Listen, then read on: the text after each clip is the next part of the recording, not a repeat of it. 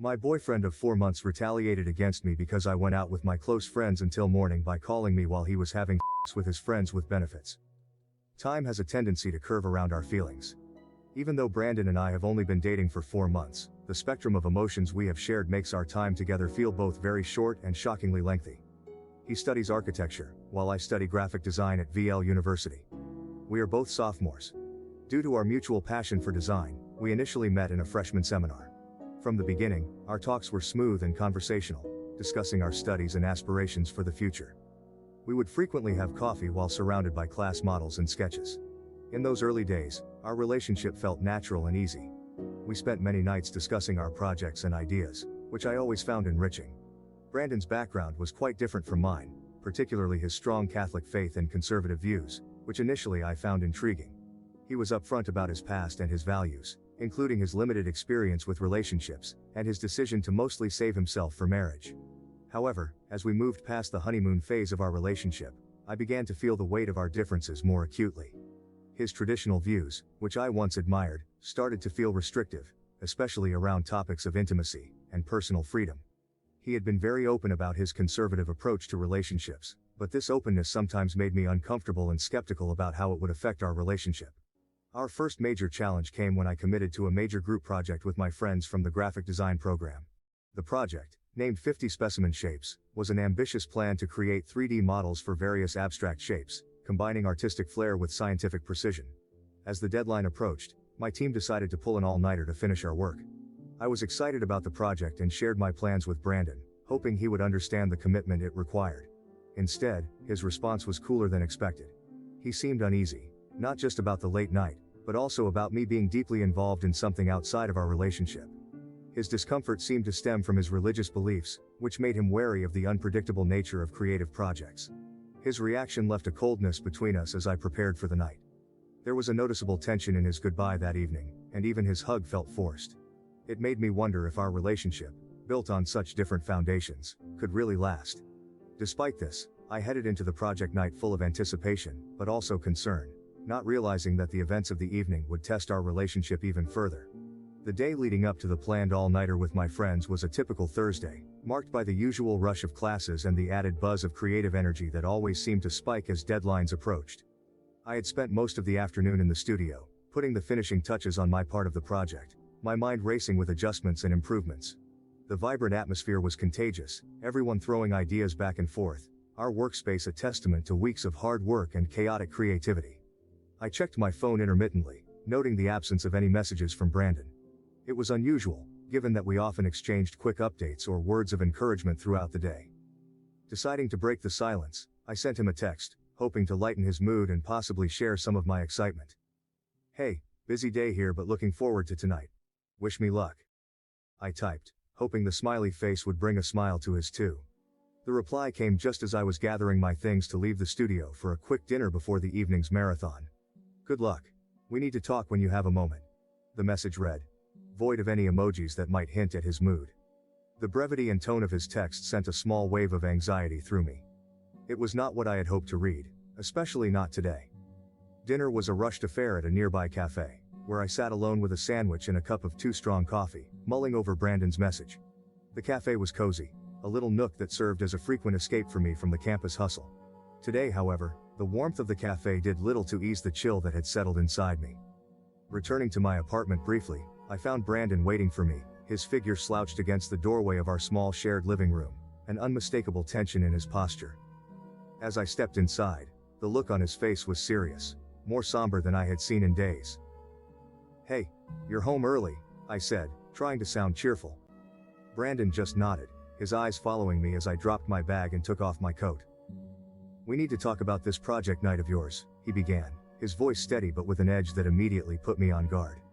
"I don't understand why you need to spend a whole night working on this with your friends. Doesn't seem like it's just about the project." His words stung, more so because they echoed a deeper distrust that seemed to have been growing between us. "It's just a project, Brandon. It's important for my course, and you know how these things go. We all push at the end to get everything perfect," I replied, trying to keep my voice even. Brandon crossed his arms, his brow furrowing slightly.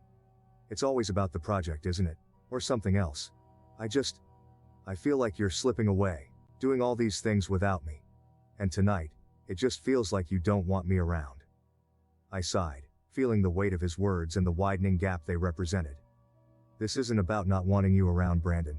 This is about me needing to do this for my degree. For me. I thought you understood that. He looked away, the lines of his face hardening. I do. It's just hard sometimes. I miss how it used to be with us. There was a sadness in his voice that pulled at me, a reminder of simpler times when our biggest concerns revolved around which movie to watch or what dessert to share on a Saturday night. Now, standing in the dim light of our living room, those days felt like distant echoes overshadowed by the growing complexities of our relationship. I miss that too, I admitted softly, the distance between us feeling more profound in the silence that followed. Dinner ended with an uneasy truce, the issue temporarily set aside but the tension lingering like a stubborn fog. As I grabbed my things to head out, Brandon's voice stopped me at the door. Be safe, okay? He said, a trace of the old warmth in his voice that made my heart ache for what we were struggling to hold on to. I will. I promise, I responded, offering him a small hopeful smile before stepping out into the cool evening air. The night's possibilities stretched out before me like the sprawling campus pathways. The excitement for the project was still there, but now it was tinged with a poignant mixture of concern and longing for the relationship I was still learning to navigate. The night of the project was set to be intense, a blend of creativity and chaos as we worked against the clock. My friends and I had booked a study room in the university's main library, a space often reserved for late-night cram sessions and collaborative projects. As I arrived around 8 p.m., the familiar sense of excitement and nervous energy filled the air, palpable among the scattered laptops, strewn papers, and 3D materials that covered the tables. The first few hours flew by as we dove into our tasks.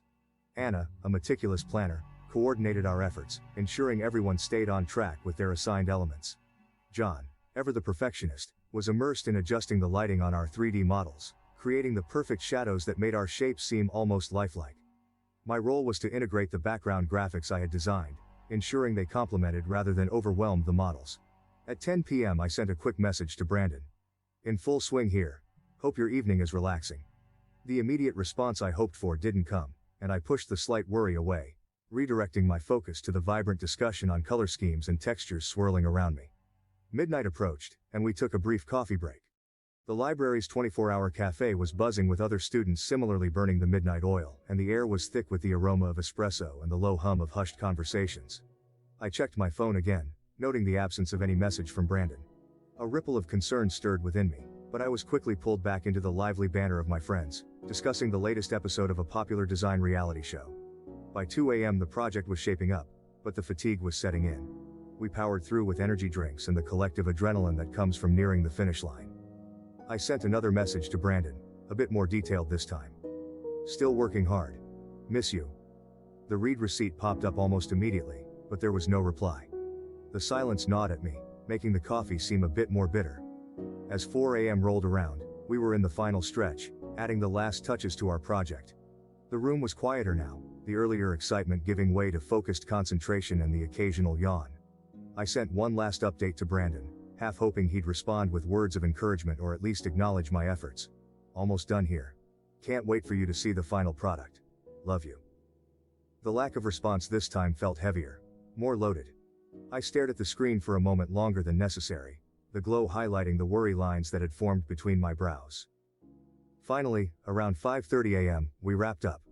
Our project, a visually stunning presentation of geometric and organic shapes, stood as a testament to our hard work and collaborative spirit. There was a collective sigh of relief mixed with pride as we packed up our things. Despite the successful conclusion, my heart wasn't fully in the celebration. The unanswered messages from Brandon cast a shadow over my mood. I arrived home just as the sun was beginning to rise, painting the sky in hues of orange and pink. The apartment was silent, Brandon's side of the bed untouched, indicating he hadn't slept. On the kitchen counter, I found a note from him. Went out to clear my head. We'll talk when I get back. The terse note was unlike his usual thoughtful messages and did little to ease the knot of anxiety that had tightened in my stomach over the course of the night. The words, so stark and devoid of his usual warmth, felt like a cold draft through the room. It was not like him to leave such a terse message. Sitting at the edge of our bed, I felt the weight of the night's efforts on my shoulders and the heavier burden of an unresolved conflict waiting in the wings. The joy of our project's completion was tinged with a sadness that felt all too familiar lately. A reminder of how distant Brandon and I had become in such a short span of time. As I awaited his return, the excitement of the night faded into the background, overshadowed by the uncertainty of the conversation that awaited us. Brandon returned home late in the noon, the sound of the front door closing a signal that a confrontation was imminent. I could hear the muffled sounds of his movements as he hung up his coat and placed his keys in the dish by the entrance, each noise echoing slightly in the tense silence of our apartment. The atmosphere was charged, heavy with the anticipation of the difficult conversation that lay ahead. He found me in the living room, where I had been staring out the window at the cityscape, lost in thought and dreading his return. As he entered, his expression was unreadable, a mask that hid whatever emotions he had stewed in during his hours away. He paused at the doorway, his posture rigid, and then slowly approached where I sat. "So, you were out all night for a project?" His tone was skeptical, laced with a bitterness that made me wince. The question felt like an accusation, a prelude to an argument I wasn't ready to have but knew was unavoidable. "Yes, Brandon, it was for my final project. You know how important this is for my grade," I responded, trying to keep my voice steady despite the fatigue and emotional strain. I didn't want to be out so late either, but we had to get everything finished. It's not something I can just put off. Brandon scoffed, shaking his head as he paced a few steps before turning to face me again. "All night, though? Seems like a bit much for just a project. You could have done some of it at home, couldn't you? Why did it have to be an all-nighter?" His doubt stung, and I could feel the defensive walls building up inside me. It wasn't just me, the whole group was there. We needed to work together to get it all done. It's not something I can control. Everyone was counting on each other. He continued to look unconvinced, his arms folded across his chest as he leaned back slightly against the wall. "It just doesn't sit right with me, you being out like that and not even a call to check in. How am I supposed to trust that?" The room seemed smaller with each word, the air between us thick with unsaid things and pent-up frustrations. I was so tired from this, so exhausted from the project and the sleepless night. "I'm telling you the truth, Brandon. I'm too busy to call. But I've texted a lot but you haven't replied." Brandon's gaze hardened, and he let out a long sigh, a sound of frustration and disbelief mixed together. "I don't know, it just doesn't feel right. Something about this doesn't add up." The conversation spiraled from there, with each of us rehashing old grievances and misunderstandings, our voices rising and falling in a familiar dance of conflict. Despite my attempts to explain the necessity of the night out, Brandon remained skeptical, his trust seemingly eroded by the incident. As the discussion wore on, I felt a profound exhaustion wash over me, not just from the lack of sleep but from the constant battle to justify my actions and intentions. It was draining, this feeling of having to defend my commitment to both my education and our relationship, and as the afternoon light began to fade, so too did my resolve to keep arguing. Finally, I stood up, a gesture that paused our heated exchange. "I need some rest, Brandon," I said quietly, the fight gone from my voice. "I'm sorry you feel this way, but I've told you the truth. I hope you can believe me." Without waiting for his response, I turned and headed towards our bedroom, leaving Brandon in the living room, surrounded by the silence that quickly filled the space I had vacated. The unresolved tensions remained, a silent specter in our home, as I closed the bedroom door behind me, seeking a refuge from the turmoil and a few hours of much-needed sleep. As the gentle colors of the morning light pierced the darkness, I looked forward to a peaceful morning to relax after the strenuous project session. However, the sudden ringing of my phone shattered the quiet of our apartment, catching me off guard. It was Brandon. Considering the time and the tense messages we had exchanged earlier, I prepared myself for a challenging conversation, but I was still utterly unprepared for the events that were about to unfold. As the soft hues of dawn broke through the night, I anticipated a quiet morning to unwind after the intense project session. However, my phone's sharp ring cut through the stillness of our apartment, startling me. It was Brandon. Given the hour and the strained messages from earlier, I braced myself for a difficult conversation, but nothing could have prepared me for what was about to happen. "Hello?" My voice was groggy, tinged with sleep and anxiety. The sounds that met my ears were not words but moans, distinct, unmistakable sounds of intimacy. My mind raced as I tried to process the audio assault. Confusion gave way to a horrifying realization as Brandon's voice came through the line, breathy and cruel. "I wanted you to hear what you've been missing," he said, a hard edge to his whispered words. The background noise didn't subside. It was clear he was not alone. The shock hit me like a physical blow, knocking the air from my lungs. My hand trembled as I held the phone, my heart pounding with a mixture of anger, hurt, and disbelief. How could the man I loved subject me to such a deliberate act of humiliation and spite? There was a pause, a soft shuffle, then Brandon's voice again, colder this time. "Because maybe now you'll understand how it feels to be unwanted," he said, before the line went dead. The phone slipped from my numb fingers, clattering against the hardwood floor. I stood frozen, the echo of his words reverberating in my mind, each syllable a shard of glass in my heart. The pain was sharp and deep, a betrayal that cut to the core of my being. Tears spilled over, hot and unchecked, as I sank to the floor. The room spun around me, a whirl of dark thoughts and unanswered questions. Who was the woman he was with?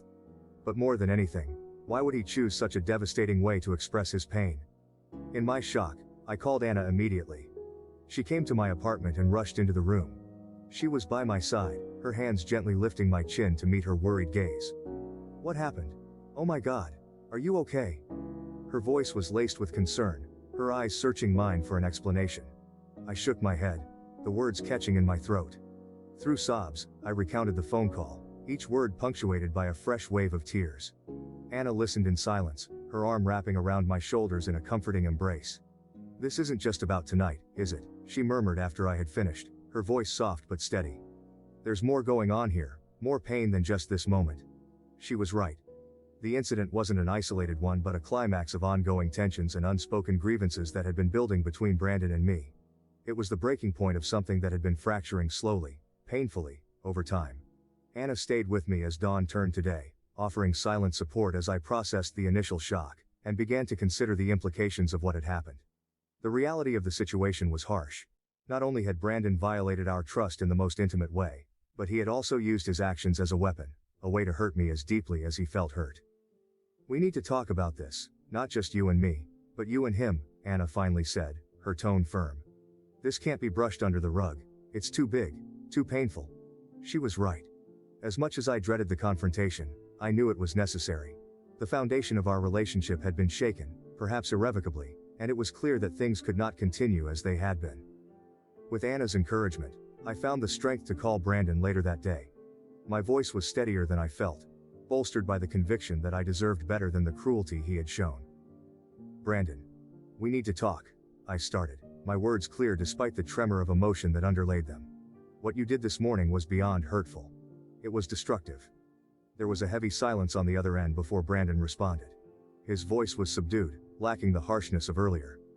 I know, he admitted, and for a moment, I thought I heard a hint of regret from him. I was angry, hurt. I had no idea how else to show, so I did that. Brandon, hurting me like that, making me listen while you were with someone else. That's not a way to solve anything. It's just causing more pain, I continued, my voice firm but shaking with the weight of my emotions. I know, he repeated, his voice low. I wasn't thinking, I just felt so disconnected from you, and I don't know what I thought. I'm sorry, truly. His apology was a start, but the road to healing seemed long and fraught with potential setbacks. The trust between us had been deeply damaged, and I was unsure if it could ever fully be restored. After the phone call with Brandon, I retreated to the safety of our bedroom. The four walls felt like a sanctuary from the chaos and emotional turmoil that had erupted in our living room. Lying on our bed, I couldn't shake off the deep-seated sadness that clung to me, nor the images of Brandon's face, twisted with accusation and mistrust. My mind spun in circles, reflecting on the spiraling decline of our relationship. It was a cycle, tension, and misunderstanding that seemed to repeat itself with increasing intensity. I thought back to the early days with Brandon, when each moment together was filled with laughter and spontaneity. Those memories now seemed like echoes of a distant past, a stark contrast to our current reality where smiles were rare and silences were loaded with unsaid grievances. It wasn't just the lack of trust or the painful confrontation that morning. It was the realization that I no longer recognized the man I had fallen in love with. He had become a stranger, one who could willingly inflict pain with such calculated indifference. As I lay there, a mix of exhaustion and despair washing over me, my phone buzzed with incoming messages. Reluctantly, I reached over to check it, finding texts from Anna and a missed call from my sister Leah. I dialed Leah back, needing the familiar comfort of her voice. Hey Leah, I began, my voice cracking slightly. Hey, what's wrong? I could sense something was off from your text, she responded, her tone immediately shifting to one of concern.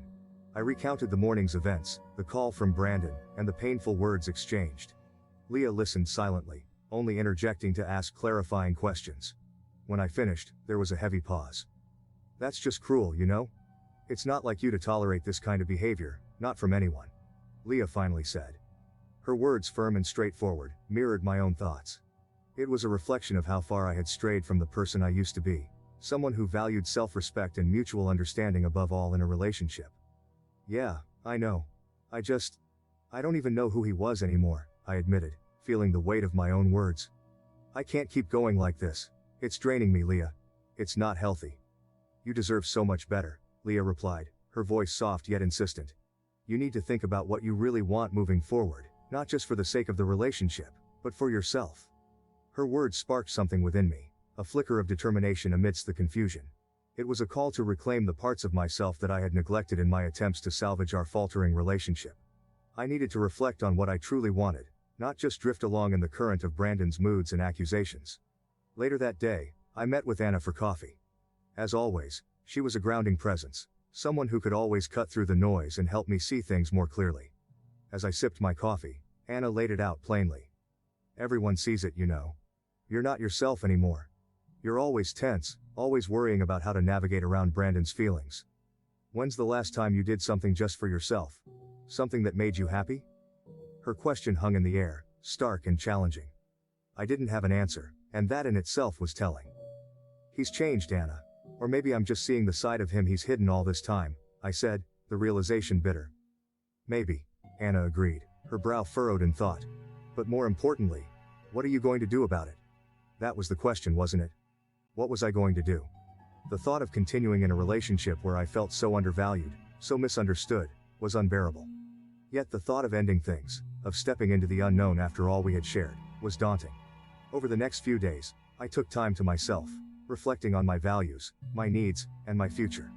I thought about the kind of love I wanted. The kind that was nurturing, respectful, and joyful. It was clear that what Brandon and I had now was far from those ideals. The love had been overshadowed by resentment and pain, a far cry from the partnership I envisioned.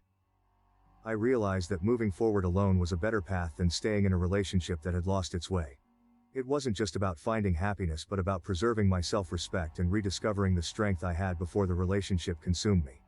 With a heavy heart but a clear mind, I decided it was time to end the relationship with Brandon.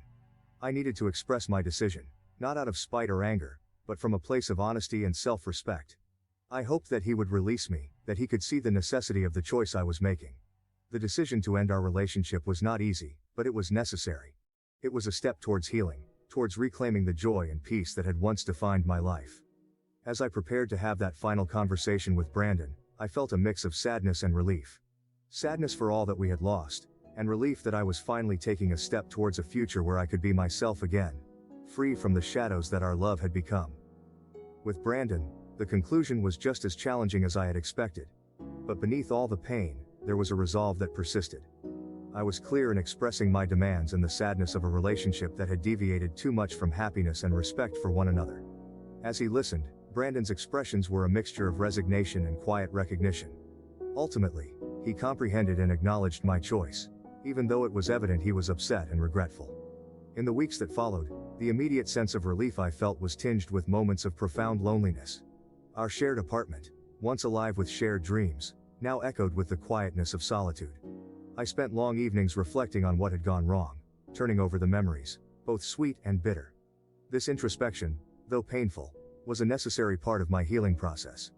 Gradually, the sharpness of recent wounds gave way to a more profound understanding of myself and my boundaries. I began to reconnect with old friends, and my family. Relationships that had been somewhat neglected became sources of comfort and joy. Their support was instrumental in rebuilding the sense of self that had been eroded in my efforts to save a failing relationship.